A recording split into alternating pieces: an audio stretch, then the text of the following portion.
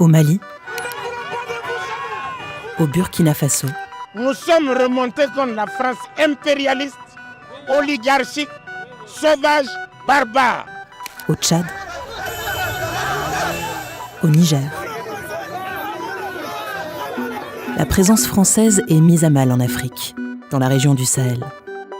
Un rejet de sa présence militaire, mais aussi de son influence politique et économique, jugée néocoloniale par des populations en colère. Pourtant, quelques années plus tôt, le président français était accueilli en héros. 10 ans plus tard, en 2023, le même président s'interroge. On se dit, mais qu'est-ce qui s'est passé pour que cet amour de la France, tel qu'il était proclamé, devienne une défiance, une méfiance ? Pour son successeur à l'Élysée, cette défiance est de plus en plus concrète. Nous mettons fin à notre coopération militaire avec les autorités de fait du Niger. Alors comment la France est-elle devenue indésirable au Sahel ?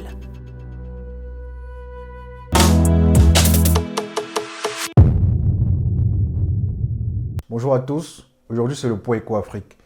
Dans cette rubrique, nous mettons à votre disposition les points majeurs de l'actualité économique africaine.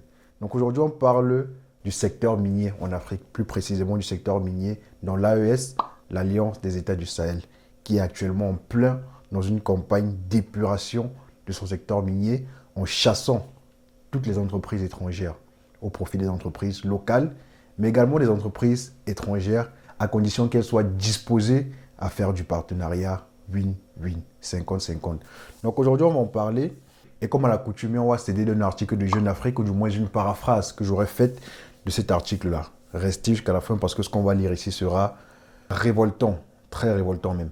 Et en deuxième partie, pour les habitués de la chaîne, je ferai un commentaire de cet article. Donc allons-y avec l'article. 5 questions pour comprendre le bras de fer entre les juntes et les sociétés minières au Sahel. En quête de souveraineté économique, les militaires au pouvoir dans l'AES, au discours ultranationaliste, dictent leurs lois aux entreprises minières. Une méthode à double tranchant.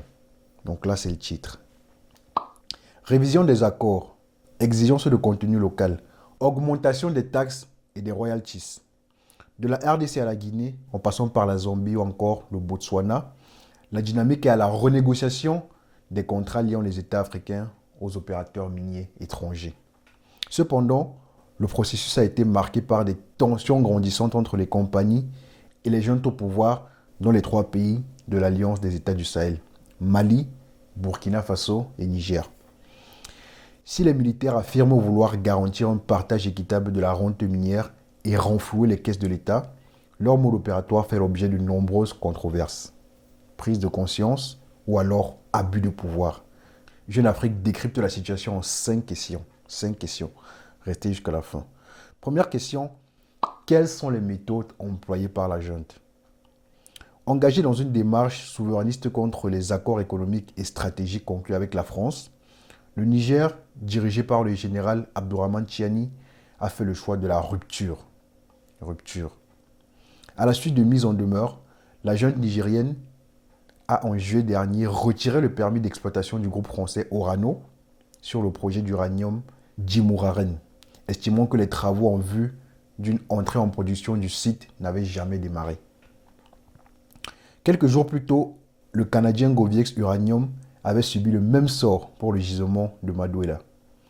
Du côté d'Orano, un Franc s'est également ouvert sur sa seule mine en production au Niger, située à Arlit, et exploitée par la société des mines de l'Aïr, la Somaïr. Le groupe nucléaire a affirmé au début de décembre que la junte avait pris le contrôle opérationnel du site, ou, dans l'incapacité d'exporter, il avait décidé de la suspendre. Donc là, on est dans une démarche totale de rupture. Deuxième question. Qu'est-ce que les juntes reprochent aux sociétés minières ? Si la manière est brutale, c'est sur fond d'infraction à la loi ou de violation de contrat que les juntes s'attaquent aux opérateurs miniers. Douanières, fiscales, opérationnelles, environnementales, elles seraient de tout ordre. Les conflits se cristallisent toutefois souvent sur la fiscalité, lorsque le calcul de l'impôt et de la TVA fait l'objet d'interprétations différentes, mais aussi sur le rapatriement des devises, très important, ou sur l'avancée des projets, quand ils sont jugés insuffisants par l'État. Des accusations qui ne sont pas toujours réfutées par les opérateurs. Ces mesures interviennent dans un contexte où les gouvernements de transition ouest-africains, comme d'autres en Afrique, estiment que les quotes et contrats miniers sont trop favorables aux opérateurs. Selon eux, ces textes ont permis pendant des décennies aux compagnies de maximiser les revenus tout en reversant peu aux États et aux populations condamnées à la pauvreté au final. En tapant du poing sur la table et en engageant des réformes législatives, ils entendent rééquilibrer le partage des rentes minières. Troisième question. En quoi les pressions des jeunes sont-elles différentes d'autres exercées sur les opérateurs miniers par le passé? Donc en clair, qu'est-ce que l'AES fait de nouveau par rapport aux autres gouvernements qui ont été remplacés? Les tensions entre gouvernements ouest-africains et opérateurs miniers ne sont pas nouvelles. Dans un communiqué de Barrick du 24 octobre, son PDG, Marc Bristow, évoquait ainsi sobrement les différends occasionnels avec le gouvernement successif du Mali depuis ses 30 années d'activité dans le pays. En 2015, les autorités burkinabées suspendaient quant à elles les licences d'exportation attribuées à une société pilotée par l'australo-romain Frank Timis sur le manganèse de Tombao pour non-respect d'exigences détaillées dans sa convention minière.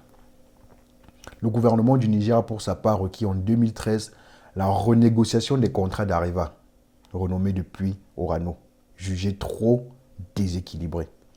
Mais aujourd'hui, les jeunes sévissent. Je crois que c'est ça la différence. Les jeunes sévissent.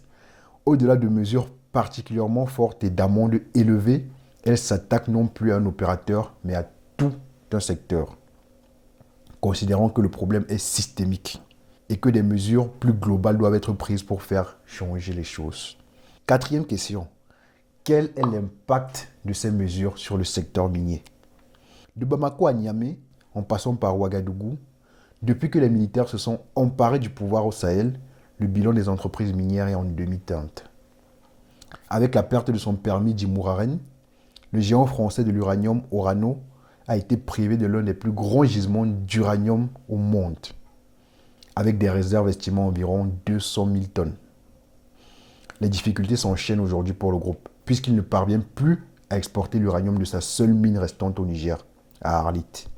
Ce sont 1050 tonnes de concentré d'uranium issus de stocks de 2023 et 2024, soit près de la moitié de la production annuelle moyenne du site, qui sont actuellement bloqués.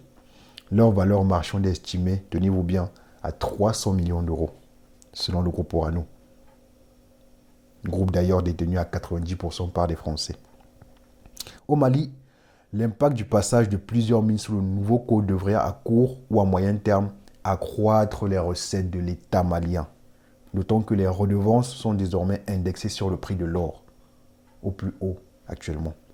Au Burkina Faso, l'insécurité reste jusqu'à présent le plus gros frein à la croissance du secteur, qui représente environ 2349 milliards de francs CFA de recettes d'exportation et près de 20% des recettes fiscales du pays.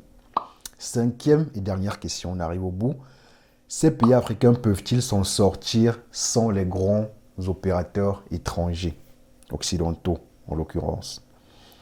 Bien qu'elles affichent des discours souverainistes, dans le secteur minier, il est difficile pour les jeunes africains de se passer des opérateurs occidentaux. En effet, du Botswana en passant par le Mali, l'exploitation des mines a toujours été dominée par les entreprises australiennes, canadiennes, britanniques ou encore chinoises. Même si les opérateurs locaux montent en puissance, ces derniers n'ont souvent pas la capacité financière ni technique de se lancer seuls sur des projets miniers d'envergure, comme le Simandou, qui nécessitent 15 milliards de dollars d'investissement. En réalité, la stratégie des militaires au pouvoir n'est pas de se passer d'opérateurs occidentaux, mais de diversifier leurs partenaires au détriment d'entreprises minières proches de la France ou des États-Unis. Au Niger, par exemple, Abdourahmane Tiani poursuit les discussions avec le russe Rosatom, qui s'intéressait aux actifs nigériens d'Orano. Bon, on va s'arrêter là. Pour ceux qui voudront lire la totalité de l'article ou l'article dans son état original, je vous mettrai le lien en description et vous pourrez aller consulter. Donc, que pensez-vous de ces résolutions fortes de l'AES? Qu'en pensez-vous? Pour ma part, je pense que ces États-là doivent être sans pitié. Je pense qu'ils sont dans la bonne démarche. Vous savez, la courtoisie dans ce genre d'affaires demande que l'on laisse du temps à ces entreprises-là bien implantées, profondément implantées, obèsement implantées, de se réorganiser. Mais il se trouve que ces entreprises-là, pour la plupart du moins, étaient dans une démarche d'aspiration de l'économie africaine sous forme de contrats léonins. Et pour aller après renflouer les caisses fiscales de leur pays d'origine. Orano étant le maître d'œuvre, le champion dans cette haute marmaille-là, du moins dans le secteur minier. Après, si on veut faire le parallèle avec d'autres activités, notamment la logistique, on a Bolloré, qui est également le champion dans cette haute marmaille-là. Prenons par exemple le cas du port autonome de Douala. Figurez-vous que cette entreprise-là, parlons de Bolloré, avait littéralement privatisé le port autonome de Douala au Cameroun. Plus grand port de l'Afrique centrale, devant le port de Pointe-Noire au Congo. Donc une entreprise privée, de surcroît d'un autre pays, a privatisé le port d'un pays. Et lorsque ce pays-là a décidé que c'en était trop, qu'il fallait renationaliser, qu'il fallait reprendre le contrôle sur ce secteur stratégique qu'est la logistique, eh bien Bolloré décide qu'ils vont aller ouvrir un procès contre le Cameroun. Et un procès où? À Paris. Et vous voulez qu'on soit gentil avec des gens comme ça? Non, pas du tout. Et je précise au passage qu'ils ont perdu ce procès-là. Donc, bon, après ces entreprises-là diront qu'elles payent des frais d'exploitation énormes. Elles diront, mais elles payent à qui et comment? Qu'elles répondent. Depuis quand est-ce que la corruption, le soudoiement et tout ce que ça comporte sont des pratiques normales, légales en commerce international? Depuis quand? Regardez l'affaire Glencore au Congo et en Afrique en général. Je n'en dirai pas plus. Donc pour moi, l'AES est clairement dans la bonne démarche. Toute entreprise qui n'est pas prête à faire du partenariat win-win, on la dégage, tout simplement. Dans le respect des lois, bien sûr. Après, c'est très important de préciser, il faut qu'on soit d'accord là-dessus. De la même manière qu'on tire sur les corrupteurs, on doit également tirer sur les corrompus. Avec la même énergie, même 2 fois plus. Parce qu'il n'y a pas de corruption, ils sont corrompus, tout simplement. Donc là est mon point de vue rapide sur le sujet. Quel est le vôtre? Qu'en pensez-vous? Ça m'intéresse beaucoup d'avoir votre avis sur le sujet. Donc n'hésitez pas à vous lâcher en commentaire en 3e partie. D'ici là, je vous souhaite une très bonne journée. Portez-vous bien. Salut.